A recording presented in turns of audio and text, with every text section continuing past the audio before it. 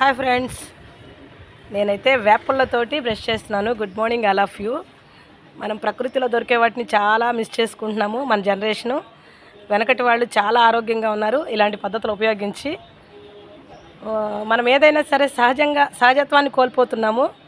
Trending అనేది follow అవుతున్నాము. అక్కడే మన ఆరోగ్యం దెబ్బతింటుంది.